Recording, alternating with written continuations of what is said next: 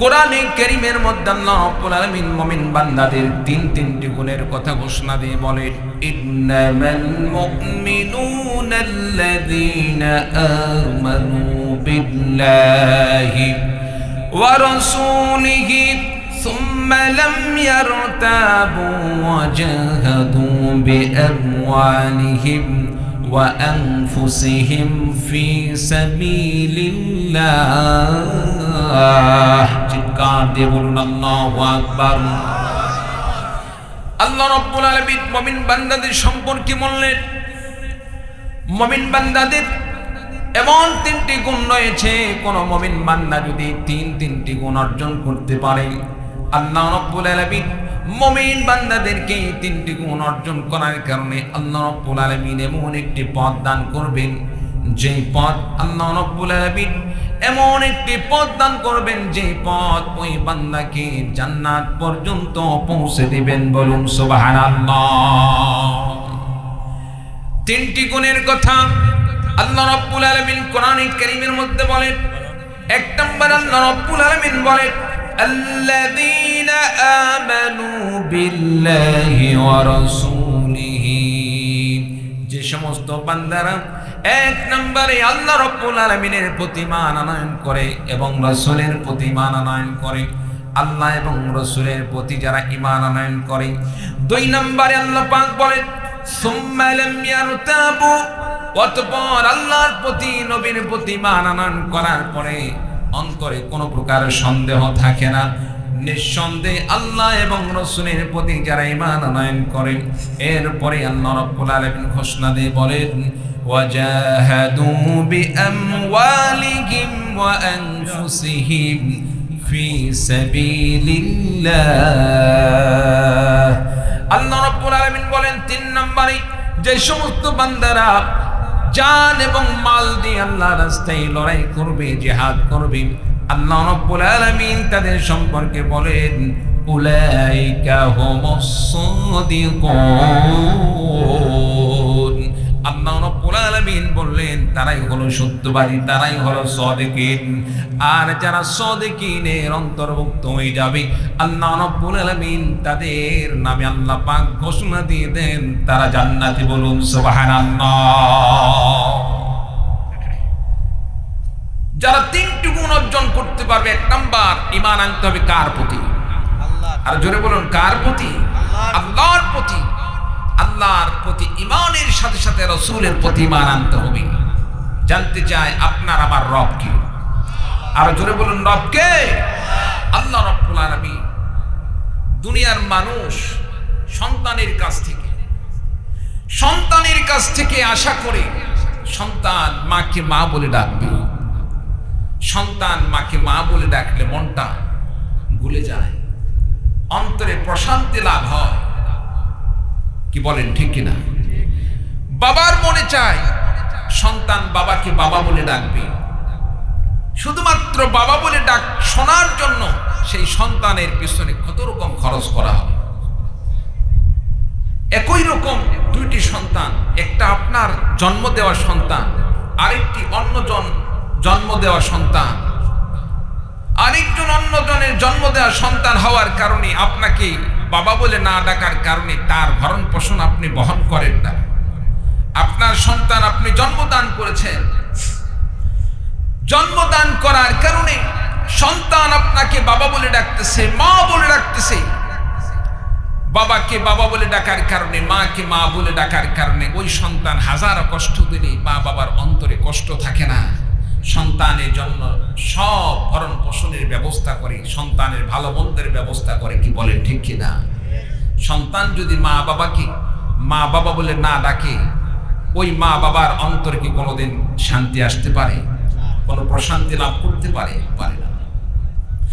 আমার ভাইরা, আমার বন্ধুগণ, দুনিয়ার মানুষ সন্তানের কাছ থেকে যেমন মায়ের মা বলে ডাক শোনার আশায় সন্তানকে লালন পালন করে, বাবা যেমন সন্তানকে সন্তানের কাছ থেকে বাবা ডাক শোনার অপেক্ষায় থাকে। সন্তান মাকে মা বলে ডাকবে, মায়ের অন্তর জুড়ে যায়, মায়ের অন্তর প্রশান্তি লাভ করে।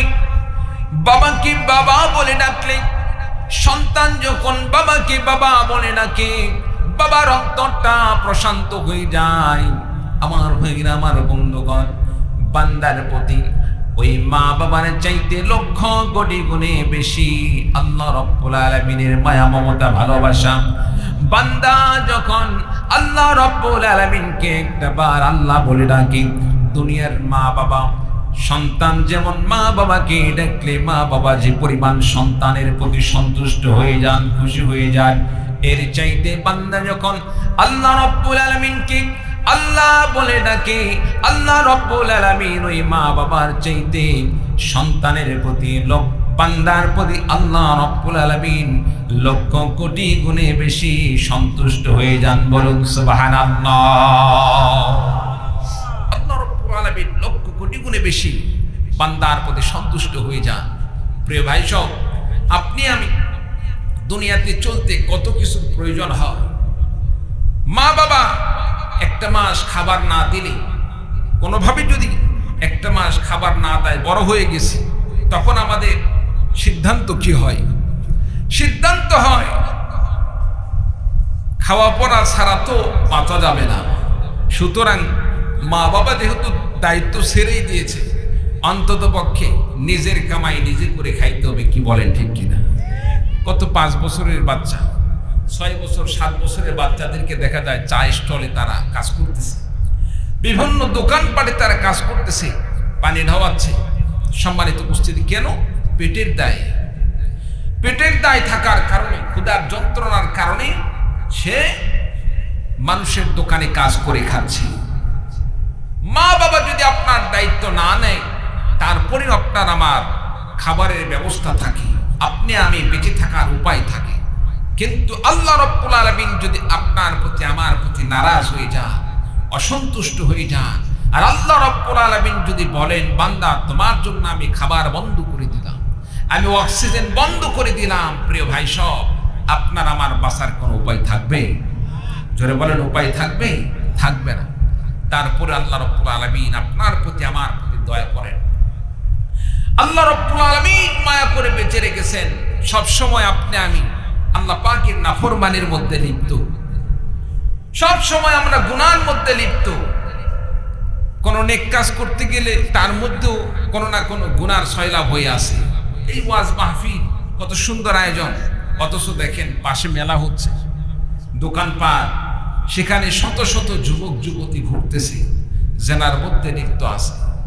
সম্মানিত উপস্থিতি, আল্লাহ রাব্বুল আলামিন যদি আপনাকে আমাকে আপনার আমার কর্মের জন্য প্রত্যেকটা মুহূর্ত আল্লাহ রাব্বুল আলামিন হিসাব নিতে, আল্লাহ তাআলা শাস্তি দান করতেন, একটা মুহূর্ত বেঁচে থাকার মতো আপনার আমার সুযোগ থাকতো না। চিল্লা বলুন, ঠিক কিনা?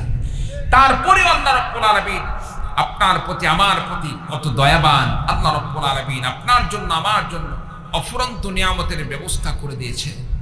আল্লাহ রাব্বুল আলামিন রিজিকের ব্যবস্থা করে দিয়েছেন। কি ভাই, বিরক্ত হচ্ছেন? বিরক্ত হচ্ছেন? আলোচনার মধ্যে ওঠা বসা করলে আমার কাছে খুবই খারাপ লাগে। যদি বলেন হুজুর বিরক্ত লাগতেছে, শেষ করে দেন, আমি এখনই দোয়া দিয়ে দিই। শেষ করব?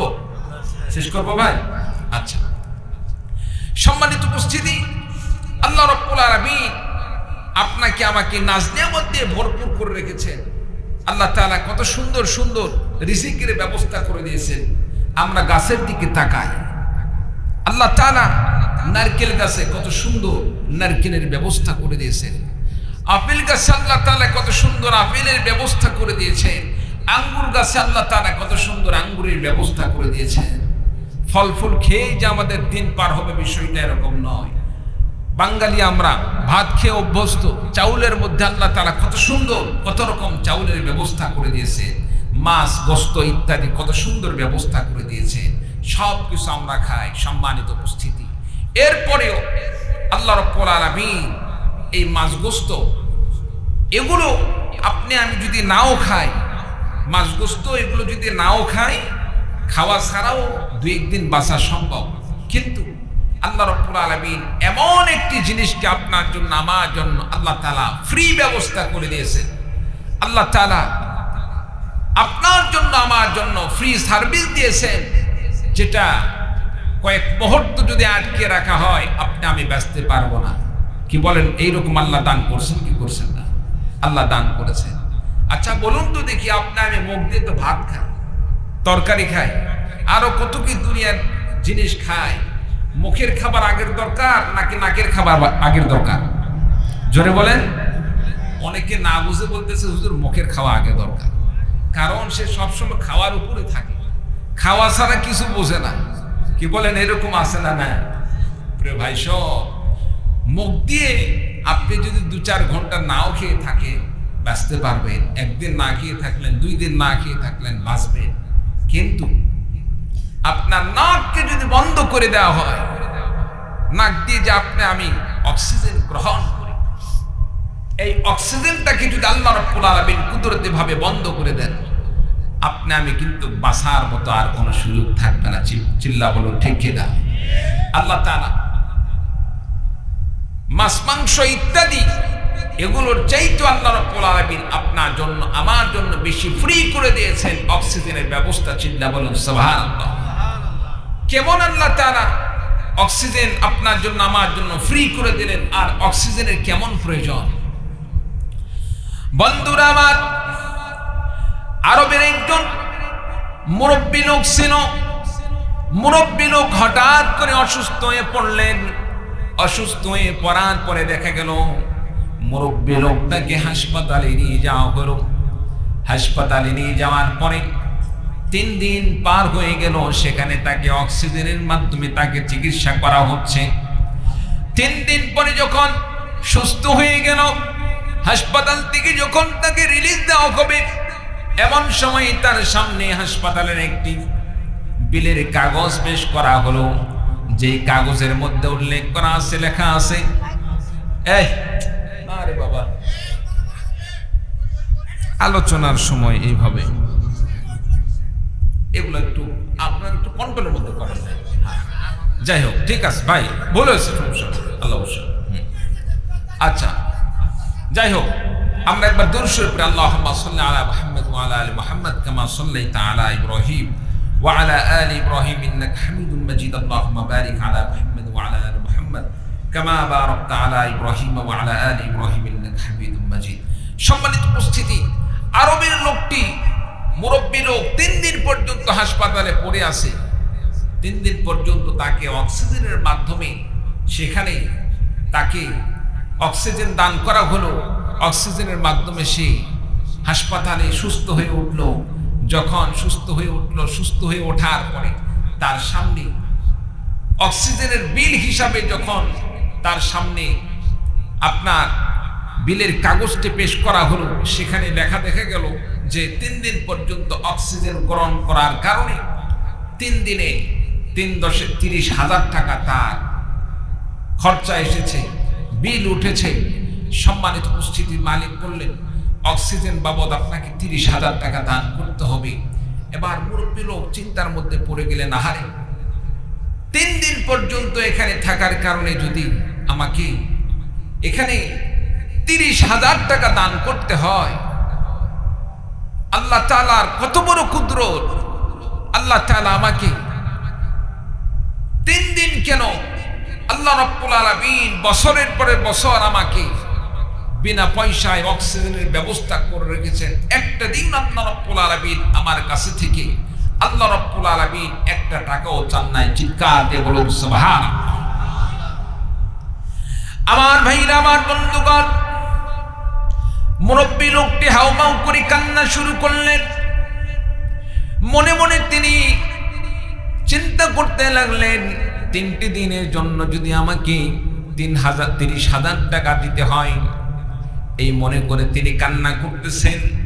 ওই দিক থেকে হাসপাতালের মালিক তিনি বুঝতে পেরেছেন সম্ভবত মুরব্বীর কাছে টাকা পয়সা নাই। টাকা পয়সা না থাকার কারণে এত বিশাল একটি বিলের কাগজ দেখার কারণে তার ভিতরে একটি ভয় আতঙ্ক তৈরি হয়ে গিয়েছে। টাকা না দিলে তো আমার হাসপাতাল থেকে বাড়িতে যাওয়ার সুযোগ নেই।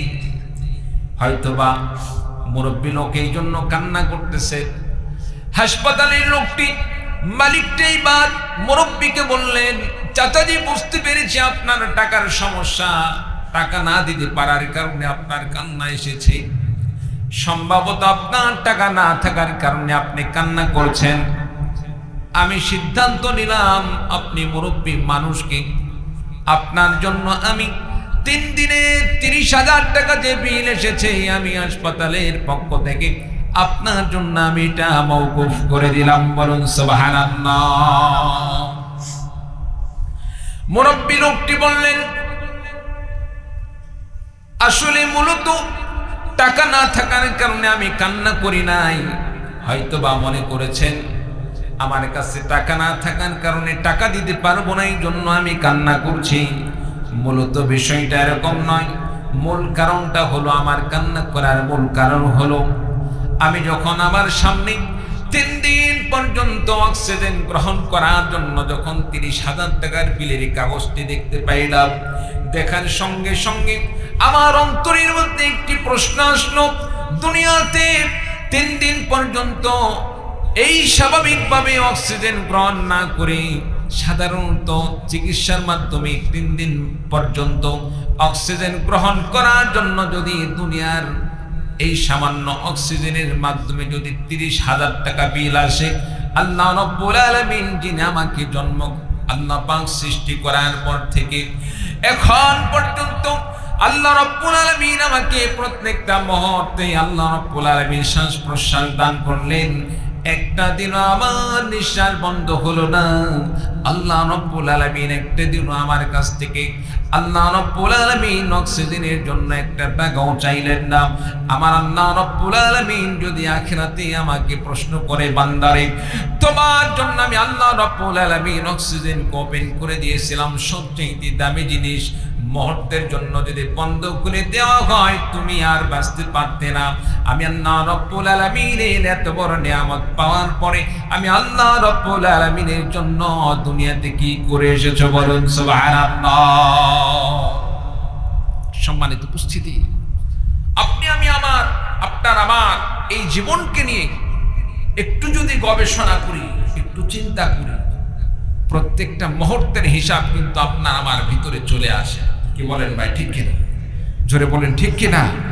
আল্লাহ তাআলা ইচ্ছা করলে অক্সিজেনটা বন্ধ করে দিতে পারে। আল্লাহ তাআলা অক্সিজেন বন্ধ করে দিলে আপনি আমি বাঁচতে পারবো না।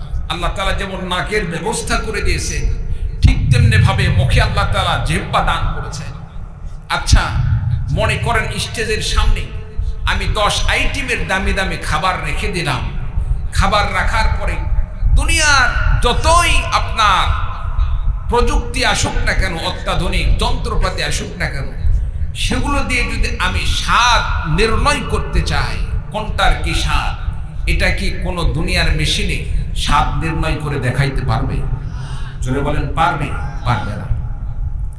কিন্তু আল্লাহ রাব্বুল আলামিন বান্দাকে এমন একটি জিহ্বা দান করলেন, দুনিয়ার যে কোনো খাবারকে যখন বান্দার জিহ্বার সামনে তুলে ধরা হয়, বান্দার জিহ্বাতে দেওয়া হয়, জিহ্বা দেওয়ার সঙ্গে সঙ্গে আল্লাহ রাব্বুল আলামিন কোন ফলের কি স্বাদ দান করেছেন, কোন খাবারের কি স্বাদ দান করেছেন, জিহ্বার মাধ্যমে প্রত্যেকটা খাবারের স্বাদ সে নির্ণয় করতে পারে। বলুন সুবহানাল্লাহ। এরপরেও আমরা যদি আল্লাহ তাআলার কৃতজ্ঞতা স্বীকার না করি, আল্লাহ পাকের শুকরিয়া আদায় না করি, আখিরাতে আল্লাহ রাব্বুল আলামিনের কাছে আপনাকে আমাকে সেখানে গ্রেফতার হতে হবে কি হবে না? আল্লাহ পাকের আযাবে গ্রেফতার হতে হবে কি হবে না? আল্লাহ পাক আমাদের সকলকে তওবা করে সৎপথে আসার মতো তৌফিক দান করুন। সকলে বলে আল্লাহুম্মা আমিন। আপনাদের সামনে যে আয়াতটি তেলাওয়াত করছি, 1 নাম্বার মুমিন বান্দার গুণ হচ্ছে আল্লাযীনা আমানু বিল্লাহি ওয়া রাসূলি। ঈমান আনতে হবে কার প্রতি? জোরে বলেন, আল্লাহ এবং আল্লাহর রাসূলের প্রতি। সুম্মা লাম ইয়ারতাবু, 2 নম্বরে অন্তরে সন্দেহ থাকা যাবে না। ঈমান আনলাম, মুখ দিয়ে বললাম আল্লাহকে মানলাম, রাসূলকে মানলাম, আর অন্তরের মধ্যে নিয়ে আসি আল্লাহ তো খাওয়ায়, ঠিক আছে, সাথে সাথে খাজা বাবাও খাওয়ায়, এইরকম কিছু সন্দেহ রোগের লোক দুনিয়াতে আসে না নাই? আসে না নাই? সম্মানিত উপস্থিতি, এইরকম সন্দেহ করা যাবে না। বান্দার সবকিছুর ফয়সালা করার মালিককে আল্লাহ পাক। আল কদরি খাইরিহি ওয়া শাররিহি মিনাল্লাহি তাআলা। ওয়াল বা'সি বা'দাল মাউত। বান্দার সকল কল্যাণ অকল্যাণ সব কিছু একমাত্র ফয়সালা হয় কার পক্ষ থেকে? আল্লাহ পাকের পক্ষ থেকে। তাহলে অন্তরে কোনো সন্দেহ রাখা যাবে না, আল্লাহ পাক আমাকে খাওয়ান, আল্লাহ পাক আমাকে পরান, আল্লাহ ছাড়া অন্য কারো ইবাদত করা যাবে না। 3 নম্বর আল্লাহ রাব্বুল আলামিন বলেন ওয়াজাহাদু বিআমওয়ালিহিম ওয়া আনফুসিহিম ফি সাবিলিল্লাহ। জান-মাল দিয়ে আল্লাহর রাস্তায় জিহাদ করতে হবে। কোন বান্দা যদি জান-মাল নিয়ে আল্লাহ রাব্বুল আলামিনের রাস্তায় জিহাদ করে, আল্লাহ রাব্বুল আলামিন তাকে সাদিকিনের অন্তর্ভুক্ত করে দেন, আল্লাহ পাক তাকে জান্নাতের মেহমান বানিয়ে দিবেন। চিৎকার দিয়ে বলুন সুবহানাল্লাহ।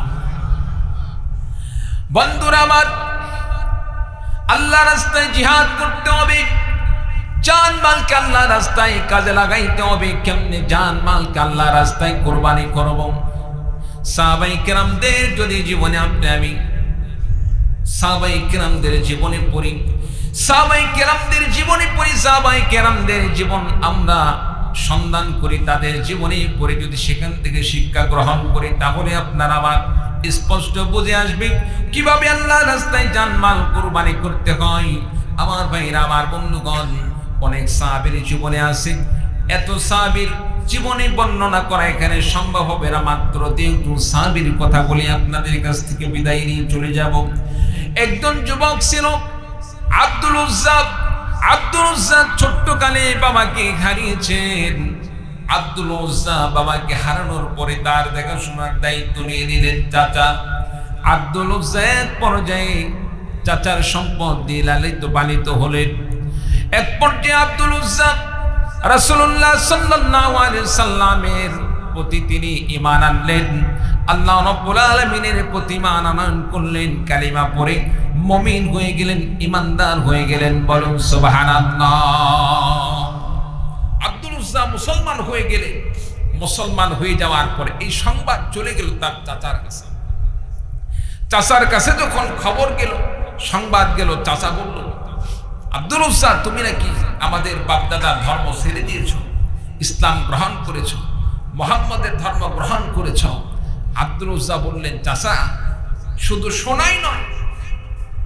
শোনাই নয়, আমি তো চাই আপনি আমার সাথে সাথে আপনিও সাক্ষী দিবেন, আপনিও সাক্ষী দিয়ে ঈমানদার হয়ে যাবেন। বলুন সুবহানাল্লাহ।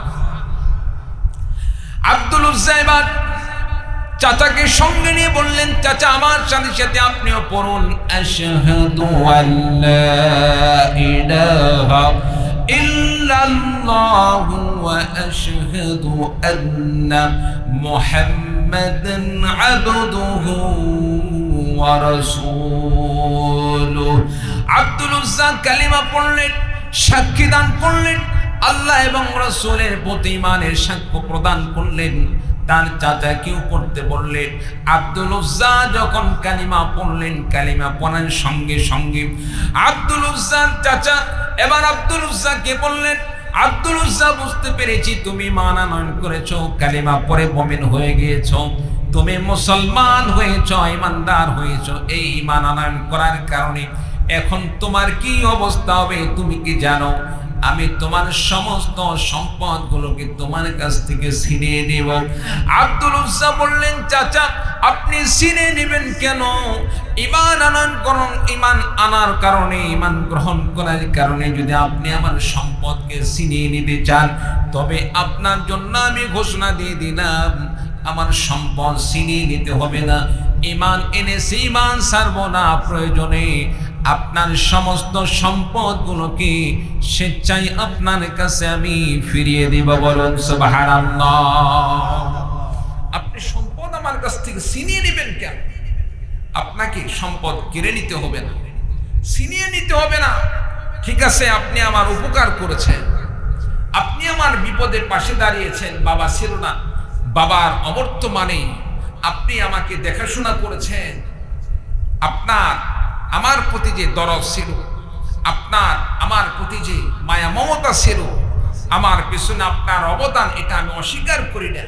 তবে এই নয় যে আপনার অবদান স্বীকার করতে গিয়ে আমি একজন মানুষ হিসাবে আমার বিবেক থাকা সত্ত্বে সঠিক রবকে পাওয়ার পরে রবের পরিচয় পাওয়ার পরে, রবকে ভুলে গিয়ে আপনার প্রতি আমি আনুগত্য স্বীকার করব, আল্লাহকে আল্লাহ বলে না মেনে আপনার কথা মেনে নিব, এটা আমার দ্বারা সম্ভব নয়। চিৎকার দিয়ে বলুন সুবহানাল্লাহ। আপনার সম্পদ আপনাকে আমি ফিরিয়ে দেব। বিরক্ত হচ্ছেন ভাই? সম্মানিত উপস্থিতি, আব্দুল উজ্জাকে এবার চাচা থাপ্পড় মারলেন, জমিনে পড়ে গেল। আব্দুল উজ্জাকে বললেন, তোমার যে পরনের পোশাক আছে সেই পোশাকটাও খুলে দিতে হবে। আব্দুল উজ্জা তার গায়ের যে পোশাক ছিল, মনে করেন একটি শার্টটি খুলে দিলেন। এক পর্যায়ে চাচা বলল, শুধু শার্ট নয়, তুমি যে প্যান্ট পরে আসো, লুঙ্গি পরে আসো, এটাও তো আমার টাকায় কিনা, তোমার এই প্যান্টটাও খুলে দিতে হবে। আব্দুল উজ্জা চিন্তা করলেন, কোন কাফের মুশরিক যেন এই কথা বলতে না পারে। আমি ঈমান আনয়ন করার পরে কোন কাফের মুশরিকদের হেল্প নিয়ে আমি চলেছি, আর এটাকে সে বারবার খোঁটা দেবে, অন্ততপক্ষে এই কাজটা যেন না হতে পারে। আব্দুল উজ্জা তার চাচা পোশাক খুলে নেওয়ার জন্য যখন তাকে বলল, সঙ্গে সঙ্গে তার প্যান্টটাও খুলে দিল। বলুন সুবহানাল্লাহ। আব্দুল উজ্জা যুবক ছেলে উলঙ্গ অবস্থায় মার কাছে দৌড় মেরে চলে গেলেন। বাড়িতে গেলেন, বাড়িতে গিয়ে দরজায় নক করলেন, মা দরজা খুলে দিলেন। মা দরজা খুলে দেওয়ার পরে লক্ষ্য করে দেখলেন যুবক সন্তান আব্দুল উজ্জা উলঙ্গ অবস্থায় দরজার সামনে দাঁড়ানো। মা মুহূর্তের মধ্যে চক্ষুটা অন্যদিকে ফিরালেন, চক্ষুটা ঢেকে ফেলে দিলেন। চিন্তার মধ্যে পড়ে গেলেন, যুবক সন্তানের হঠাৎ করে এমন অবস্থা হওয়ার কারণটা কি? হঠাৎ করে এমন দৃশ্য হওয়ার কারণ কি? মা সন্তানকে বললেন, বাবা তোমার এই অবস্থা কেন? আব্দুল উজ্জা বললেন, মা আমি তাওহীদের ধর্ম গ্রহণ করার কারণে, একত্ববাদের ধর্ম গ্রহণ করার কারণে, সত্য ধর্ম গ্রহণ করার কারণে আমার চাচা আমার সম্পদ ছিনিয়ে নিয়েছে। শুধু সম্পদ ছিনিয়ে নাই, আমার পরনের পোশাক পর্যন্ত খুলে নিয়েছে, লুঙ্গি পর্যন্ত খুলে নিয়েছে। মা একটি কাপড় দাও, একটি কাপড় যদি তোমার কাছে থাকে সেই কাপড়টা দাও। কাপড়টা পরিধান করে আমার আমি সিদ্ধান্ত নিয়েছি, দুনিয়ার কোনো জায়গায় যদি আমার জায়গা না হয়, বিশ্বনবীর কাছে আমি দৌড় মেরে চলে যাব। আমার এইটুক আত্মবিশ্বাস রয়েছে, রাহমাতুল লিল আলামিন বিশ্বনবী তার দরবার থেকে আমাকে মাহরুম করবেন না। বলুন সুবহানাল্লাহ। মাটি কাপড়ের টুকরা দান করলেন। আব্দুল উজ্জা সেই কাপড়কে দুই টুকরা করলেন, দুই টুকরো করে একটি চাদরের মতো পরলেন, আর একটি লুঙ্গির মতো পরলেন। পরে শীতের কনকনা রাতে তিনি মদিনায় রওনা হলেন। সকালবেলা রাসূলুল্লাহ সাল্লাল্লাহু আলাইহি সাল্লামের বাড়ির সামনে উপস্থিত, দরজায় নক করলেন, সালাম করলেন। বিশ্বনবী দরজা খুলে দিলেন, দেখলেন একজন যুবক সন্তান দুই টুকরো কাপড় পরিহিত অবস্থায় নবীজির বাড়ির সামনে উপস্থিত। যুবককে বললেন, যুবক তোমার এই অবস্থা কেন? তুমি কোথায় থেকে এসেছো? তোমার এই অবস্থা কেন?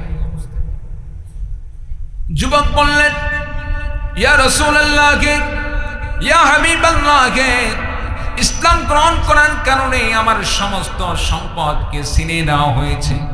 শুধু সম্পদ নয়, এমনকি আমার পরনের পোশাক পর্যন্ত খুলে দেওয়া হয়েছে। আমার গায়ে যে শার্ট ছিল শার্ট খুলে দেওয়া হয়েছে, আমার পরনের প্যান্ট পর্যন্ত খুলে দেওয়া হয়েছে। মায়ের কাছ থেকে একটি কাপড়ের টুকরা নিয়ে দুফাল দিয়ে আমি পরিধান করে আপনার দরবারে এসেছি। এইটুক আত্মবিশ্বাস নিয়ে এসেছি। দুনিয়ার কোন জায়গায় যদি গিয়ে জায়গা না হয়ে আশ্রয় না হয়, আপনি বিশ্ব নবীর কাছে আসলে আমি আশ্রয় পাবো। বলুন সুবহানাল্লাহ। বিশ্ব নবী এবার বাড়ির ভিতরে গেলেন, গিয়ে নিজের পরিহিত দুইটি জুব্বা নিয়ে এসে আব্দুল উজ্জাকে দান করলেন। যুবক এই পোশাকগুলো তুমি পরে নাও। আব্দুল উজ্জা পোশাক পরিধান করলেন। শীতের সময় পোশাকটি যখন বিশ্ব নবীর পরিহিত সেই জুব্বাটি পরলেন, পরার মাধ্যমে আব্দুল উজ্জা অনেকটা প্রশান্তি লাভ করলেন। এবার রাসূলুল্লাহ সাল্লাল্লাহু আলাইহি সাল্লাম যুবককে বললেন, যুবক তোমার নাম কি? তোমার নাম কি? যুবক বললেন, আব্দুল উজ্জা। বিশ্বনবী বললেন, দুনিয়ার কোন মানুষের নাম আব্দুল উজ্জা হতে পারে না, কারণ উজ্জা মানুষ কোনোদিন উজ্জার গোলাম হতে পারে না। আব্দুল মানে হচ্ছে গোলাম। আব্দুল মানে কি? গোলাম। দুনিয়ার কোন মানুষ লাত, উজ্জা ইত্যাদি এই সমস্ত প্রতিমার কোনোদিন গোলাম হতে পারে না। মানুষ একমাত্র গোলামিয়াত করবে কার? জোরে বলুন কার? আল্লাহ পাক।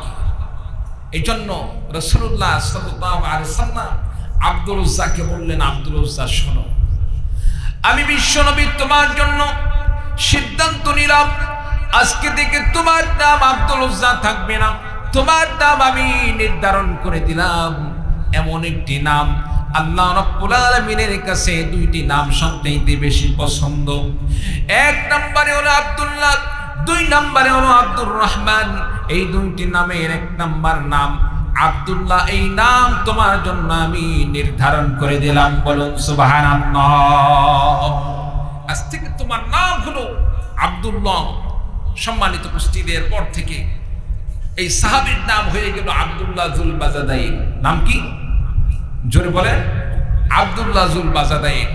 সম্মানিত উপস্থিতি, রাসূলুল্লাহ সাল্লাল্লাহু আলাইহি সাল্লাম বললেন, সাহাবী তুমি আমার কাছ থেকে আর কোনো কিছু আশা করো, আর কোনো কিছু কি চাও? সাহাবী বললেন, ইয়া রাসূলুল্লাহ, ইয়া রাসূলুল্লাহ, ইয়া হাবিবাল্লাহ, আপনার কাছে আমি যে জিনিসটা চাই সেটা হচ্ছে আপনি আমার জন্য দোয়া করুন, আমার কল্যাণের জন্য দোয়া করুন। রাসূলুল্লাহ সাল্লাল্লাহু আলাইহি সাল্লাম সঙ্গে সঙ্গে সাহাবীর জন্য দোয়া করলেন, আয় আল্লাহ, আমার এই সাহাবী জানমাল সব কিছু দিয়ে, তার সমস্ত সম্পদগুলোকে কুরবানি করে দিয়ে সে ইসলাম গ্রহণ করেছে। দুনিয়ার সমস্ত শত্রুদের কাছে, শত্রুদের জন্য, কাফের মুশরিকদের জন্য আমার এই সাহাবীর জানমালকে তুমি হারাম করে দাও। বলুন সুবহানাল্লাহ। সাহাবী বললেন, ইয়া রাসূলুল্লাহ, ইয়া হাবিবাল্লাহ, আপনি আমার জন্য কি দোয়া করলেন? আপনি যে দোয়া করলেন আমি তো চাইছিলাম বিপরীতটা। আমি তো চেয়েছিলাম আপনি আমার জন্য এমন ভাবে দোয়া করবেন, আল্লাহ রাব্বুল আলামিন ইসলামের জন্য আমাকে কবুল করবেন, কাফের মুশরিকরা, ইসলামের শত্রুরা আমাকে হত্যা করবে, আমাকে শহীদ করে দিবে। শুধু শহীদ নয়, আমাকে হত্যা করার পরে আমার শরীরটাকে টুকরো টুকরো করে ফেলে দিবে, গোশতগুলো টুকরো টুকরো করে ফেলে দিবে। হাশরের ময়দানে যখন আল্লাহ রাব্বুল আলামিন বান্দাদেরকে উঠাবেন, হাশরের ময়দানে যখন পুনরুত্থান করবেন, সে সময় যখন আমি আমার টুকরো টুকরো শরীর নিয়ে কিয়ামতের ময়দানে যখন আমি উঠব, সে সময় আল্লাহ রাব্বুল আলামিনের কাছে আমি এইটুকু আবেদন করতে পারবো, আল্লাহ রাব্বুল আলামিন, দুনিয়াতে তোমার দ্বীনের জন্য, ইসলামের জন্য আমার জীবন কুরবানি করে দিয়েছি, এমনকি আমার পুরা শরীরকে টুকরা টুকরা করে দেওয়া হয়েছে।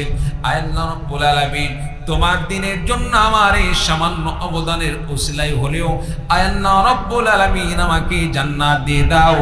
সেদিন আল্লাহ রাব্বুল আলামিন আমার অবদানকে, আল্লাহ রাব্বুল আলামিন আমার এই অবদানের প্রতি লক্ষ্য রেখে আল্লাহ রাব্বুল আলামিন আমাকে জান্নাত দিয়ে দিবেন, আর আমি জান্নাতের মেহমান হয়ে জান্নাতের মধ্যে অবস্থান করব। বলুন সুবহানাল্লাহ। তাদের কেমন ঈমানি চেতনা ছিল, ইমানের জজবা কেমন ছিল। আর বর্তমানে আমাদের অবস্থা কি? আমরা যত বেশি নামাজ পড়ি, যত নফল পড়ি, যত তসবিহ জপি, আমরা তত তাকে আমরা ইমানদার মনে করি। সম্মানিত উপস্থিতি, নামাজ পড়লে অবশ্যই সে ইমানদার, রোজা রাখলে অবশ্যই সে ইমানদার, হজ করলে অবশ্যই সে ইমানদার, যাকাত দিলে অবশ্যই সে ইমানদার। তবে মনে রাখতে হবে, কোনো ব্যক্তি 24 ঘন্টা নামাজ পড়লো কিন্তু যাকাত ফরজ হওয়া সত্ত্বেও সে যাকাত দিল না, মনে রাখতে হবে নামাজ পড়া যেমন আল্লাহর ফরজ বিধান, যাকাত দেওয়াও আল্লাহর ফরজ বিধান। নামাজ পড়লাম, আল্লাহর ফরজ বিধান আদায় করলাম, আর যাকাত দিলাম না, ওই নামাজ দিয়ে জান্নাতে যাওয়ার সুযোগ নাই। এইরকম মুসলমান আছে না নাই? জোরে বলেন, আছে না নাই? কত মুসলমান দেখা যায় রমজান আসলে মালের পরিপূর্ণ হিসাব করে না, পুঙ্খানুপুঙ্খানু হিসাব বের করে যাকাত দেবে, এইরকম তার সাহস হয় না। করে কি? আইডিয়া করে, একটা ধারণা করে, মোটামুটি যাকাত আসতেছে মনে করেন 1 লক্ষ টাকা, সেখান থেকে 10,000 টাকা শাড়ির একটি ব্যান্ডেল নিয়ে এসে মানুষের সামনে একবারে ঢাক ঢোলক পিটে মানুষের সামনে জাকাত দান করতেছে, আর মানুষদেরকে বুঝাইতেছে যে অমুক ব্যক্তি এত জাকাত দান করলো, এই এলাকার মধ্যে তার চাইতে ভালো মানুষ আর নাই। এইরকম আমাদের এলাকায় হয় কি হয় না? আপনাদের এলাকায় হয় জানি না, আমাদের এলাকায় অনেক এইরকম হয়। সম্মানিত উপস্থিতি, এই জাকাত দিয়ে আল্লাহ তাআলার কাছে মাফ পাওয়া যাবে না। জাকাত দিতে হবে প্রত্যেকটা মালের পুঙ্খানুপুঙ্খানু হিসাব করে। ঠিক তেমনি ভাবে আল্লাহ তাআলা আপনাকে আমাকে এই যে দেহ দান করছে, এই দেহ দিয়ে শুধু নামাজ পড়লাম, নামাজ দিয়ে দেহর হক আদায় হলো না, রোজা করলাম, রোজা দিয়ে যে দেহর হক আদায় হলো, এরকম বিষয় নয়। ইসলামের প্রয়োজনে যে কোনো সময় ইসলামকে রক্ষার জন্য, ইসলামকে হেফাজত করার জন্য, ইসলামের জন্য নিজের জান মালকে আল্লাহ রাস্তায় কুরবানি করাটাও হচ্ছে এই জানের একটি হক, এই দেহর একটি হক। আপনি আমি যদি ইসলামের পক্ষে নিজের জীবনকে উৎসর্গ করতে পারি, তবেই আপনি আমি পরিপূর্ণ ঈমানদার, আল্লাহ তাআলার কাছে মাফ পাওয়ার একটি মাধ্যম হয়ে থাকবে। বলুন সুবহানাল্লাহ। সম্মানিত উপস্থিতি, বর্তমানে আমরা দেখতে পাচ্ছি ইসলামকে নিয়ে বিভিন্ন প্রকার ষড়যন্ত্র চলতেছে, চক্রান্ত চলতেছে। আলহামদুলিল্লাহ, ইতিমধ্যে একটি বিল পাশ হওয়ার পরেও বাতিল হয়ে গেছে। প্রত্যেকটা স্কুলে, প্রাথমিক স্কুলগুলোতে গান এবং নাচের শিক্ষক নিয়োগ দেওয়ার সিদ্ধান্ত হয়েছে। সম্মানিত উপস্থিতি, অন্যান্য ধর্ম অনুযায়ী নাচ গান তাদের কাছে ধর্মীয় বিধান থাকতে পারে, কিন্তু ইসলামের বিধান অনুযায়ী কোনো স্কুল কলেজে কোনো সন্তানকে কোনো মা বাবা নাচ গান শিখাবে, ইসলামে কি এরকম বৈধ আছে নাকি? ইসলামে বৈধ আছে নাকি? ইসলামে বৈধ নেই। সম্মানিত উপস্থিতি, নাচ গান হচ্ছে হারাম, গান বাজনা করা হারাম, সুতরাং সেটার শিক্ষা দেওয়া হারাম। আপনার আমার 95% মুসলমান, এই মুসলমানের কাছ থেকে ট্যাক্স ভ্যাট নিয়ে আপনার আমার সন্তানকে কোরআন শিক্ষা বাদ দিয়ে যারা নাচ গান শিক্ষা দেওয়ার ব্যবস্থা করেছিল, অন্তত পক্ষে তারা বাংলাদেশের জন্য তারা দেশপ্রেমিক হতে পারে না, তারা দেশের 1 নাম্বার শত্রু। চিৎকার দিয়ে বলো ঠিক কিনা? এই সমস্ত ষড়যন্ত্র বাতিল হয়ে গিয়েছে, আরো অনেক ষড়যন্ত্র আসবে। তবে মনে রাখতে হবে, আপনি আমি মুসলমান, যেভাবে নামাজ পড়ি, রোজা রাখি, হজ করি, যাকাত দিই, ঠিক তেমনি ভাবে ইসলাম বিরোধী কোন আইন পাশ করতে গেলে আপনাকে আমাকে জান মাল দিয়ে, রক্ত দিয়ে সর্বাত্মক ভাবে প্রতিহত করতে হবে। ইসলামের জন্য যদি রক্ত দিতে হয়, জীবন দিতে হবে, রক্ত দিতে হবে, জীবন দিতে হবে। ইসলামের জন্য যদি রক্ত এবং জীবন দিতে হয়, কোন কোন ভাই জান মালকে আল্লাহ রাস্তায় কুরবানি করতে হবে যে আছেন, তো হাত তুলে আল্লাহকে দেখিয়ে দিই। লিল্লাহি তাকবীর, লিল্লাহি তাকবীর। বাস, আল্লাহ পাক আমাদের সকলকে কবুল করুন, আমিন। সম্মানিত উপস্থিতি, সাহাবী আব্দুল্লাহ রাসূলুল্লাহ সাল্লাল্লাহু আলাইহি সাল্লামের কাছে বললেন, ইয়া রাসূলুল্লাহ, ইয়া হাবিবাল্লাহ, আপনার কাছে আমার আবেদন, আপনার কাছে আমার যে দাবি, আপনি একটু আমার জন্য এই দোয়া করবেন যে আল্লাহ রাব্বুল আলামিন যেন আমার জানমালকে আল্লাহ রাস্তায় কুরবানি করার তৌফিক দান করেন, আল্লাহ রাস্তায় আমার জানমালকে কবুল করে নেন। বিশ্বনবী বললেন, সাহাবী শোনো, তোমার নিয়ত যদি এরকম হয়ে থাকে, নিজের জান মালকে আল্লাহ রাস্তায় কুরবানি করে দেওয়া, তোমার জীবনকে আল্লাহ রাস্তায় উৎসর্গ করে দেওয়া, তোমার দেহকে আল্লাহর জন্য টুকরা টুকরা করে দেওয়ার জন্য যদি তোমার নিয়ত হয়ে থাকে, তবে আমি বিশ্বনবী তোমার জন্য এই কথাই বলতে পারি, প্রত্যেকটা বান্দা যা নিয়ত করে থাকে, আল্লাহ রাব্বুল আলামিন তার নিয়ত অনুযায়ী আল্লাহ রাব্বুল আলামিন তাকে কবুল করে থাকে। আমার সাহাবী শোনো, রাসূলুল্লাহ সাল্লাল্লাহু আলাইহি সাল্লাম বললেন, সাহাবী শোনো, তোমার নিয়ত যদি এই রকম হয়ে থাকে, আল্লাহ রাস্তায় তোমার জান মালকে কুরবানি করা, নিজের জীবনকে উৎসর্গ করে দেওয়া, তবে মনে রাখো, যদি তোমার কোনো কারণে নিজের বিছানাতেও যদি ঘুমন্ত অবস্থায় তোমার মৃত্যু হয়ে যায়, অসুস্থ অবস্থায় যদি হাসপাতালের বিছানায়, নিজের বাড়ির বিছানাতেও যদি তোমার মৃত্যু হয়ে যায়, আর নিয়ত যদি এরকম থাকে আল্লাহ রাস্তায় নিজের জীবনকে কুরবানি করে দেবে, হাসপাতালের বিছানায় শুয়ে থেকেও যদি ইন্তেকাল হয়ে যায়, নিজের বাড়িতে শুয়ে থাকা অবস্থায় ইন্তেকাল হয়ে যায়, আল্লাহ রাব্বুল আলামিন শাহাদাতের মর্যাদা দান করবেন। আল্লাহ রাব্বুল আলামিন শহীদের মর্যাদা দান করে জান্নাতের মেহমান বানিয়ে দিবেন। বলুন সুবহানাল্লাহ। রাসূলুল্লাহ সাল্লাল্লাহু আলাইহি ওয়াসাল্লাম এবার জিহাদে অংশগ্রহণ করলেন।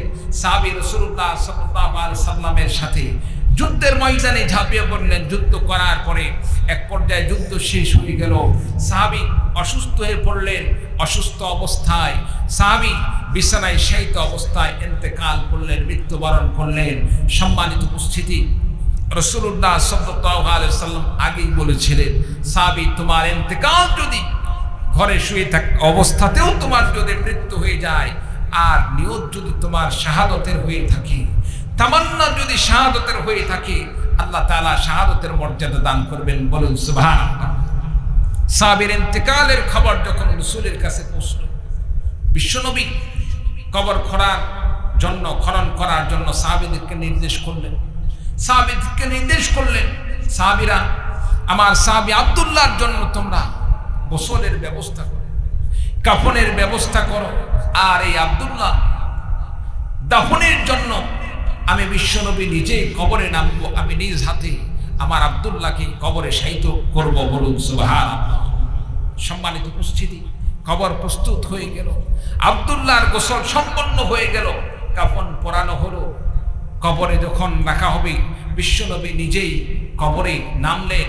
ডানে হযরত আবু বকর রাদিয়াল্লাহু তাআলা আনহু ডান পাশে কবরে দাঁড়ালেন, বাম পাশে হযরত ওমর রাদিয়াল্লাহু তাআলা আনহু দাঁড়ালেন।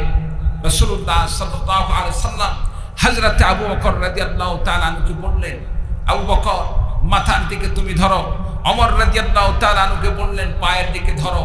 দুই দিকে যখন ধরা হলো, রাসূল সাল্লাল্লাহু আলাইহি ওয়াসাল্লাম দুহাত দিয়ে ধরে নিজেই কবরে শায়িত করলেন।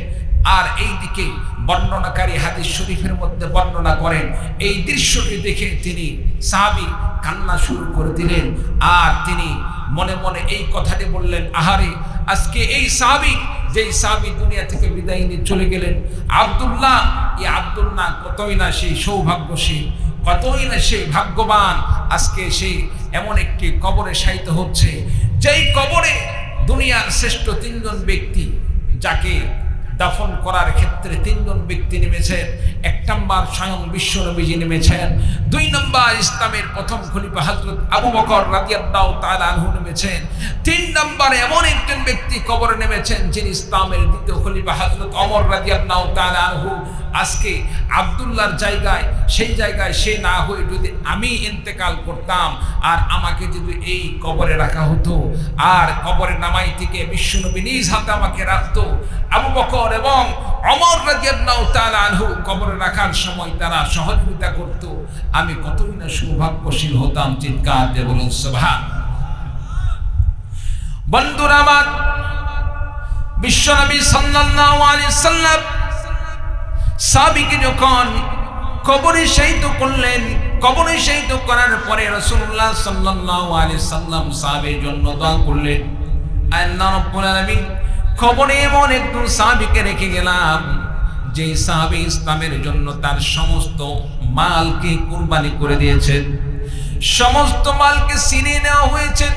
শুধু তাই নয়, এমনকি তার পরনের পোশাক পর্যন্ত খুলে নেওয়া হয়েছে, এমনকি তার লুঙ্গি পর্যন্ত খুলে নেওয়া হয়েছে। তারপরেও সে কাফেরদের কাছে নতি স্বীকার করে নাই।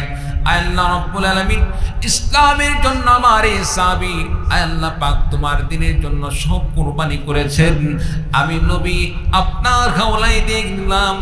আল্লাহ রাব্বুল আলামিন এই সাহাবী যেহেতু ইসলামের জন্য সব কিছু করেছে, আল্লাহ রাব্বুল আলামিন এই সাহাবী, আল্লাহ পাক তোমার এই বান্দাকে নিজ হাতে তুমি জান্নাতের মেহমান হিসেবে কবুল আর মঞ্জুর করে নাও। বলুন সুবহানাল্লাহ। সম্মানিত উপস্থিতি, আসলে তো তারাই তো প্রকৃতপক্ষে মুমিন ছিল, ইসলামের জন্য সব কুরবানি করে দিয়েছে। আর এখন হয় কি, যে কোনো সময় বর্তমানে ইসলাম বিরোধী কোনো কার্যকলাপ হলে আলেম ওলামারা সরাসরি অস্ত্র নিয়ে মাঠে নামার কথা বলে না, অস্ত্র নিয়ে মাঠে নামার কথা বলে না, কমপক্ষে একটি মিছিল, একটি মানববন্ধন, একটি সমাবেশের জন্য অনেক সময় এলান হয় কি হয় না? মসজিদে ঘোষণা হয় কি হয় না? মাইকিং হয় কি হয় না? মসজিদে ইমাম সাহেব ধমসে বক্তব্য দিতে, ইসলাম বিরোধী অমুক কার্যক্রম হওয়ার জন্য, অমুক কার্যকলাপ হওয়ার জন্য প্রতিবাদমূলক আজকে সমাবেশ হবে। আজকের সমাবেশে সকলকে অংশগ্রহণ করার জন্য আমি আশা রাখতেছি সকলে সমাবেশে অংশগ্রহণ করবেন। কোন কোন ভাই রাজি আছেন? দেখা যাবে সকলে হাত তোলে। কি বলেন? হাত তোলে কি তোলে না? কিন্তু ফলাফলে দেখা যায় কি, নামাজ শেষ, ইমাম সাহেবের মতো ইমাম সাহেব নামাজ পড়ে বাইরে আসতেছে, মনে মনে ভাবতেছে মসজিদে 200-500 জন মুসল্লি ছিল, তাদেরকে নিয়ে একটি মিছিলের সাথে সাথে সমাবেশে অংশগ্রহণ করবে, যোগদান করবে। কিন্তু সম্মানিত উপস্থিতি, দেখা যাচ্ছে ইমাম সাহেবের মতোই সমাবেশে গেল, হয়তো 2-4 জন ইমাম সাহেবের সাথে যারা অতি ঘনিষ্ঠ, না গেলে কেমন লাগে, 2-4 জন সঙ্গে নিয়ে সমাবেশে যায়, বাকি সবগুলো আরামে বাড়িতে গিয়ে দুপুরের খাবার খায়। এইরকম হয় কি হয় না? আপনাদের এই পাবনাতে মনে হয় এরকম হয় না। আমাদের নওগাঁতে তো এইরকমই দেখি, আমাদের নওগাঁতে এইরকমই বেশি দেখি। সম্মানিত উপস্থিতি, যে ব্যক্তি আল্লাহর ফরজ বিধান নামাজ পড়ল, ওই ব্যক্তির জন্য ফরজ ছিল আল্লাহর কোরআনকে অপমান করার জন্য প্রতিবাদে অংশগ্রহণ করা। সে কোরআন অপমানের প্রতিবাদে সেখানে অংশগ্রহণ করলো না, কিন্তু নামাজ পড়লো। এই নামাজ দেখে আল্লাহর কাছে মাফ পাওয়া যাবে? জোরে বলেন। ইমানদার বলে আল্লাহ তাআলার কাছে গলা ফাটাইলে কি সেখানে আল্লাহ তাআলা মাফ করে দিবেন? কখনোই নয়। আহাসিবান নাস আন ইউতরাকু আন ইয়াকুলু আমান্না ওয়া হুম লা ইফতানুন।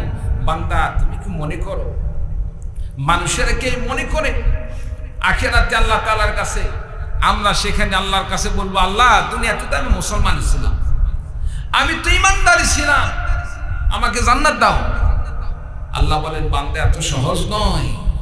আহাসিবান নাস আন ইউতরাকু আন ইয়াকুলু আমান্না ওয়া হুম লা ইফতানুন।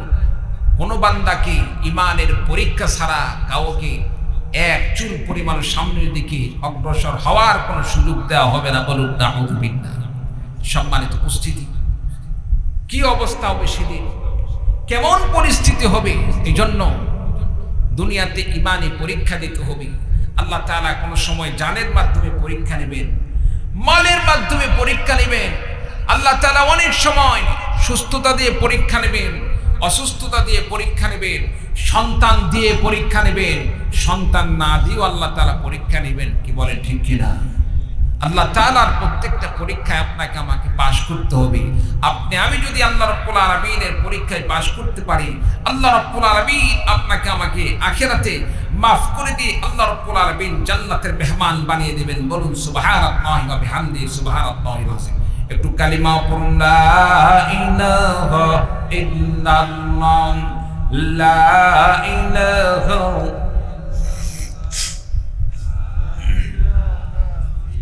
لا إله إلا الله، لا إله إلا الله، لا إله إلا الله، لا إله إلا الله،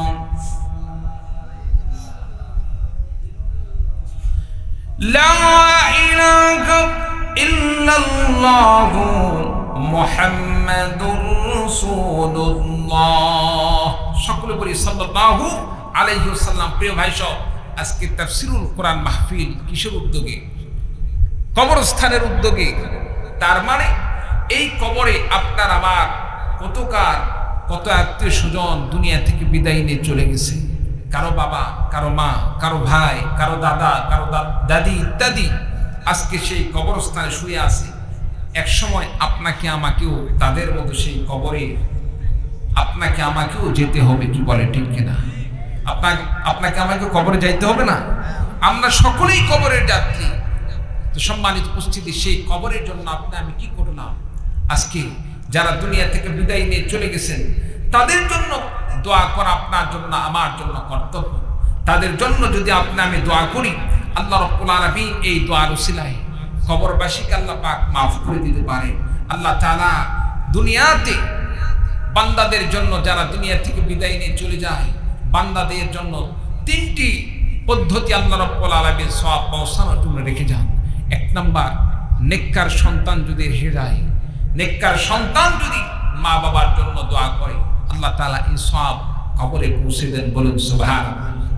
দুই নাম্বার, রাসূলুল্লাহ সাল্লাল্লাহু আলাইহি সাল্লাম বলেন, কোন বান্দা যদি দুনিয়াতে সদকায়ে জারিয়ার কাজ করে যায়, যেমন যে সমস্ত মানুষরা নিজের অর্থায়নে রাস্তাঘাট ঠিক করে দেয়, একটি কালভার্ট, একটি ব্রিজের ব্যবস্থা করে দেয়, রাস্তায় চলতে অন্ধকার একটি লাইটের ব্যবস্থা করে দেয়, কোন একটি জায়গায় দেখা যাচ্ছে পানির ব্যবস্থা নাই, একটি পানির ব্যবস্থা করে দেয়, আল্লাহ তাআলা এর সওয়াব যতদিন পর্যন্ত মানুষটা পানি পান করবে, তার এই কাজের মাধ্যমে উপকৃত হবে, ততদিন পর্যন্ত আল্লাহ তাআলা তার কবরে এর সওয়াবটুকু দান করবেন, বলুন সুবহানাল্লাহ।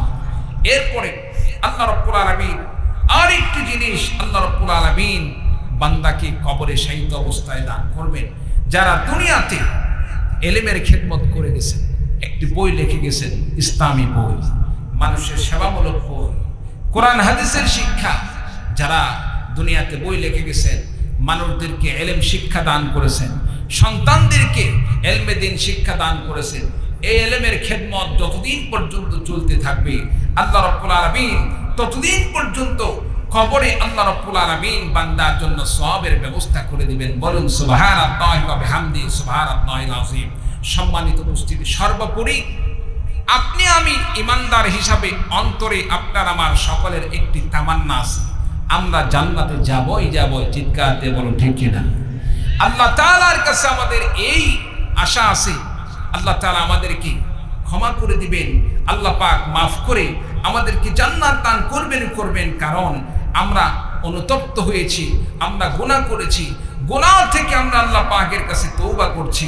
আল্লাহ রাব্বুল আলামিন বান্দার তওবাকে আল্লাহ পাক কবুল করেন, বান্দাকে মাফ করে দেন। সম্মানিত উপস্থিতি, রাসূল সাল্লাল্লাহু আলাইহি সাল্লাম হাদিস শরীফের মধ্যে বলেছেন, যে ব্যক্তি তওবা করলো, আত-তাইবু মিনাদ যামবি কামান লা যামবা লাহু, যে ব্যক্তি গুনাহ থেকে তওবা করলো, তওবাকারী ব্যক্তি আল্লাহ রাব্বুল আলামিনের কাছে এত কবুল হয়ে যায়, আল্লাহ পাকের কাছে এত প্রিয় হয়ে যায়, আল্লাহ রাব্বুল আলামিন তওবাকারীকে এত মাফ করে দেন যেন বান্দার অতীতে কোনো গুনাহ ছিল না, বলেন সুবহানাল্লাহ। গুনাহ থেকে তওবা করার দরকার আছে না নাই? জোরে বলুন, আছে না নাই? কিভাবে তওবা করব? তওবা করতে হবে এভাবে, আমি যে গুনাহটা করেছিলাম সেই গুনাহ থেকে আমাকে সর্বপ্রথম সেই গুনাহকে আমাকে ঘৃণা করতে হবে। আমি এত বড় গুনাহ করছি, এটা কেমন কথা, এই গুনাহ আমি কেমনে করলাম, আর জীবনে এই গুনাহ করব না, এই রকম অন্তরে সেই গুনাহ সম্পর্কে ঘৃণা জন্মাইতে হবে, সেই গুনাহ থেকে নিজেকে বিরত থাকতে হবে, আর আল্লাহ তাআলার কাছে মাফ চাইতে হবে। বান্দা যদি আল্লাহ তাআলার কাছে তওবা করে, রাসূল সাল্লাল্লাহু আলাইহি সাল্লাম বলেন, আত-তাইবু মিনাদ যামবি কামান লা যামবা লাহু, যে ব্যক্তি আল্লাহ তাআলার কাছে তওবা করলো, আল্লাহ রাব্বুল আলামিন সে বান্দার সমস্ত গুনাহ খাতাকে মাফ করে দিবেন, বলুন সুবহানাল্লাহি ওয়া বিহামদিহি সুবহানাল্লাহিল আযীম। শুধু মাফ নয়, আল্লাহ রাব্বুল আলামিন তওবাকারী সম্পর্কে বলেন, ইল্লা মান তাবা ওয়া আমানা ওয়া আমিলা আমালান সালিহান فأولئك يبدل الله سيئاتهم حسنات। আল্লাহ রাব্বুল আলামিন বলেন, যে বান্দা তওবা করলো, ইল্লা মান তাবা ওয়া আমানা ওয়া আমিলা আমালান সালিহা, যে বান্দা যে বান্দি গুনাহ থেকে তওবা করলো, তওবা করার পরে আল্লাহর প্রতি ঈমান আনয়ন করলো, ওয়া আমিলা আমালান সালিহা, ঈমান আনয়নের সাথে সাথে সৎ আমলগুলো করলো, গুনাহ ছেড়ে দিল, ওয়া আমিলা আমালান সালিহান ফাউলাইকা ইউবাদদিলুল্লাহু সাইয়্যাতিহিম হাসানাত। আল্লাহ রাব্বুল আলামিন বান্দার গুনাহ তো মাফ করবেন, শুধু বান্দার গুনাহ মাফ করবেন না, মাফ করে শুধু ক্ষান্ত হবেন না, বান্দার সমস্ত গুনাহ কাদাকে আল্লাহ রাব্বুল আলামিন নেকিতে পরিণত করে দিবেন, বলুন সুবহানাল্লাহ। মনে করেন সারা জীবন গুনাহ করলাম, গুনাহ করার পরে আল্লাহর কাছে তওবা করলাম, আল্লাহ পাক আপনাকে আমাকে মাফ করে দিয়ে আল্লাহ রাব্বুল আলামিন ফেরেশতাদেরকে বলবেন, ফেরেশতা তার গুনাহ শুধু মাফ নয়, যেগুলো গুনাহ আছে গুনাহগুলোকে সওয়াবে পরিণত করে দাও। বলেন সুবহানাল্লাহ। তওবা করলে লাভ না লস? জোরে বলেন। সম্মানিত উপস্থিতি, এই জন্য আমাদেরকে তওবা করতে হবে। আল্লাহ তাআলা আপনাকে আমাকে তওবার উসিলায় মাফ করে দিবেন, আল্লাহ তাআলা ক্ষমা করে দিবেন, আল্লাহ পাক জান্নাতের মেহমান বানিয়ে দিবেন। বলেন সুবহানাল্লাহি ওয়া বিহামদিহি সুবহানাল্লাহিল আযীম। সম্মানিত উপস্থিতি, আল্লাহ তাআলা আখিরাতে মুমিন বান্দাদেরকে আল্লাহ পাক নিজ কুদরতি ভাবে জাহান্নাম থেকে মুক্ত করবেন। অনেক মানুষ আমরা দুনিয়াতে গুনাহ করেছি কিন্তু ঈমান ছিল, আল্লাহকে মেনে নিয়েছি, নামাজ ঠিক মতো পড়তে পারি নাই, রোজা রাখতে পারি নাই, যাকাত দিতে পারি নাই, হজ করতে পারি নাই, কিন্তু অন্তরে বিশ্বাস আছে আল্লাহ তাআলা এক, আল্লাহর কোনো শরীক নেই, বিশ্বাস ছিল, রাসূলকে রাসূল বলে মেনে নিয়েছে। ঈমান কেমন জিনিস যদি আপনি বাস্তবে দেখতে চান, এখনই যদি এখানে কোনো ব্যক্তি এসে বলে আল্লাহকে নিয়ে কোনো প্রকার কটূক্তি করে, রাসূলকে নিয়ে কোনো প্রকার কটূক্তি করে, এখানে এমন যুবক ভাইকে পাওয়া যাবে, এমন আমার মুরব্বী বাবাজিকে পাওয়া যাবে যারা ঠিক মতো নামাজ পড়ে না, যারা রোজা রাখতে পারে না, যারা অন্যান্য আমল করতে পারে না, কিন্তু নবী রাসূলকে নিয়ে যদি কোনো প্রকার কটূক্তি করা হয়, গালমন্দ করা হয়, সেই যুবক আর বসে থাকতে পারে না। যুবকের টকবকে রক্তে সে আল্লাহ তাআলার ভালোবাসায় উজ্জীবিত হয়ে মুহূর্তের মধ্যে তার প্রতিবাদ করতে বাধ্য হবে, এমনকি হতে পারে তাকে মুহূর্তের মধ্যে দুনিয়া থেকে খতম করে দিতে পারে। চিন্তা বলুন ঠিক কিনা? এটাই হচ্ছে ঈমান। যে ব্যক্তি আল্লাহর ভালোবাসা নিয়ে আল্লাহকে নিয়ে কোনো কটূক্তি করলে প্রতিবাদ করে, নিজে ঠিক থাকতে পারে না, এটা ঈমান। আর এই ঈমান যদি এই প্রতিবাদের সাথে সাথে নামাজ, রোজা, হজ, যাকাত ইত্যাদি সমস্ত আমল করে, তাহলে সেই ঈমানটা আল্লাহ তাআলার কাছে ঈমানের মাত্রাটা বেশি, উচ্চাঙ্গের ঈমানদার, আল্লাহ তাআলা তাদেরকে আরো বেশি মর্যাদা দান করবেন। বলুন সুবহানাল্লাহ। তবে যে সমস্ত বান্দারা ঠিকমতো আমল করতে পারলো না, ঈমান নিয়ে মারা গেল, আল্লাহ তাআলা কোনো না কোনো দিন তাকে জাহান্নাম থেকে মুক্ত করে জান্নাতে আল্লাহ তাআলা যাওয়ার ব্যবস্থা করে দিবেন। বলুন সুবহানাল্লাহ। আচ্ছা, আপনাদের কাছ থেকে জানতে চাই, আমরা কি সরাসরি জান্নাতে যেতে চাই, নাকি জাহান্নামে কিছুদিন থাকার পরে জাহান্নাম থেকে বের হয়ে জাহান্নামে শাস্তি ভোগ করার পরে জাহান্নাম থেকে বের করে জান্নাতে যেতে চাই? সরাসরি জান্নাতে যেতে চাই। কারণ দুনিয়াতে কোনো ব্যক্তিকে যদি বলা হয় সরাসরি ক্ষমতার চেয়ারে বসা, আরেকটা হচ্ছে 2 বছর জেলখানায় থাকার পরে চেয়ারে বসার সুযোগ। সমস্ত মানুষকে দেখা যাবে জেলখানার কথা কখনোই মুখেই নিতে চাবে না, সরাসরি ক্ষমতায় চেয়ারে যাওয়ার স্বপ্ন দেখবে। চিল্লা বলো ঠিক কিনা? সবাই ভালো চায়। আল্লাহ রাব্বুল আলামিন যাদের দুনিয়াতে ঈমান ছিল, আল্লাহ তাআলা তাদেরকে মুক্ত করবেন। সর্বপ্রথম আল্লাহ তাআলা যাদেরকে জাহান্নাম থেকে মুক্ত করবেন, এই সমস্ত বান্দারা বের হয়ে এসে আল্লাহ তাআলার কাছে ঝগড়া করা শুরু করবে। তাই আল্লাহ, জাহান্নামে তো আমাদের মতোই কিছু মানুষ দেখলাম, আমাদের মতোই তারা দুনিয়াতে নামাজ পড়তো, রোজা রাখতো, আজকে আপনি তাদেরকে জাহান্নাম দান করেছেন কেন? তাড়াতাড়ি তাদেরকে বের করেন, তাড়াতাড়ি জাহান্নাম থেকে মুক্ত করার ব্যবস্থা করেন। হাদিস শরীফের মধ্যে লেখা হয়েছে, যে আল্লাহ পাকের সাথে এমন তারা ঝগড়া করবে। ইবনে মাজাহ শরীফের মধ্যে হাদিসটি বর্ণনা করা হয়েছে। সম্মানিত উপস্থিতি, হাদিস শরীফের মধ্যে লেখা হয়েছে, রাসূলুল্লাহ সাল্লাল্লাহু আলাইহি ওয়াসাল্লাম বলেন, এই সমস্ত বান্দারা আল্লাহ তাআলার সাথে এমন ভাবে ঝগড়া করা শুরু করবে, দুনিয়াতে আমরা যেমন জায়গা জমিনে ঝগড়া ফাসাদ করি, একজন আরেকজনের সাথে ঝগড়াই লিপ্ত হয়ে যায়, এমনকি দুনিয়ার ঝগড়ার চাইতেও সেখানে আল্লাহ তাআলার সাথে ঝগড়া তাদের আরো বেশি হবে। বলুন সুবহানাল্লাহ। সম্মানিত উপস্থিতি, কিছু কিছু ক্ষেত্রে নিজের অতি আপনজনের সাথে ঝগড়া হয়। সন্তান বাবার সাথে ঝগড়া করে, তুমি আমার কোনো কথা শোনো না, আমি চাই আমার জন্য একটি ল্যাপটপ কিনে দাও, আমাকে একটি মোটরসাইকেল কিনে দাও, আমার মনের কোনো আশা তুমি পূরণ করো না।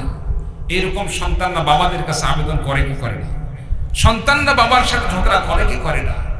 বান্দা এবং আল্লাহ তাআলার মধ্যে মহাব্বত তো সবচেয়ে বেশি। আল্লাহ এবং বান্দার মধ্যে যে ভালোবাসা, এটা তো অন্য কোনো মাখলুক, অন্য কোনো কিছুর মধ্যে হতে পারে না। আল্লাহ তাআলা বান্দাকে সবচেয়ে বেশি ভালোবাসেন, যার কারণে বান্দা আল্লাহর কাছে ঝগড়া করে, আল্লাহ আমাদের মতোই নামাজ পড়ছে, কেন সে জাহান্নামী? তাড়াতাড়ি জাহান্নাম থেকে মুক্ত করার ব্যবস্থা করো। আমার ভাইরা, আমার বন্ধুগণ, এবার ওই সমস্ত বান্দাদেরকে আল্লাহ রাব্বুল আলামিন ডিক্লার দিয়ে দিবেন, তাদেরকে অনুমতি দান করবেন, যাও ওই সমস্ত বান্দাদেরকে তোমরা জাহান্নাম থেকে মুক্ত করে নিয়ে আসো, যাদেরকে তোমরা দেখে চিনতে পারো। দুনিয়াতে যারা ঈমানদার ছিল, যাদেরকে তোমরা চেনো, তাদের চেহারা দেখে দেখে জাহান্নাম থেকে মুক্ত করে নিয়ে আসো। এই সমস্ত বান্দারা এবার জাহান্নামে যাবে। জাহান্নামে যাওয়ার পরে তাদের চেহারা দেখে দেখে জাহান্নাম থেকে মুক্ত করবে। সবচাইতে আনন্দের বিষয় হলো, জাহান্নামে এতদিন পর্যন্ত থাকার পরেও এই সমস্ত বান্দারা লক্ষ্য করে দেখবে, তাদের চেহারার মধ্যে, তাদের শরীরের মধ্যে কিঞ্চিৎ পরিমাণও আগুনের কোন প্রকার স্পর্শ করেছিল না। বলুন সুবহানাল্লাহ। শুধুমাত্র তাদের পায়ের নলায় আগুনের অংশ থাকবে, আগুনের পোড়ানোর দাগ থাকবে, পায়ের গোড়ালিতে আগুনের পোড়ানোর দাগ থাকবে। তাদেরকে যখন মুক্ত করে নিয়ে আসা হবে, মুক্ত করে আল্লাহ রাব্বুল আলামিনের দরবারে নিয়ে যাওয়া হবে। আল্লাহ রাব্বুল আলামিনের কাছে বলা হবে, আল্লাহ রাব্বুল আলামিন তোমার ওই সমস্ত বান্দাদেরকে মুক্ত করে নিয়ে এসেছি। এবার আল্লাহ রাব্বুল আলামিন বলবেন, যাও আমার ওই সমস্ত বান্দাদেরকে এবার জাহান্নাম থেকে মুক্ত করে নিয়ে আসো। দুনিয়াতে আমার যে সমস্ত বান্দারা, দুনিয়াতে আমার যে সমস্ত বান্দাদের অন্তরে এক দিরহাম পর্যন্ত ঈমান ছিল, এক দিনার পরিমাণ ঈমান ছিল, তাদেরকে জাহান্নাম থেকে মুক্ত করে নিয়ে আসো। তাদেরকে জাহান্নাম থেকে মুক্ত করে নিয়ে আসা হবে। এরপরে আল্লাহ রাব্বুল আলামিন বলবেন, রে আমার বান্দারা, যাও এবার ওই সমস্ত বান্দাদেরকে জাহান্নাম থেকে মুক্ত করে নিয়ে আসো, যাদের অন্তরে অর্ধ দিনার পর্যন্ত ঈমান ছিল, তাদেরকে মুক্ত করে নিয়ে আসো। এবার তাদেরকে মুক্ত করে আনা হবে।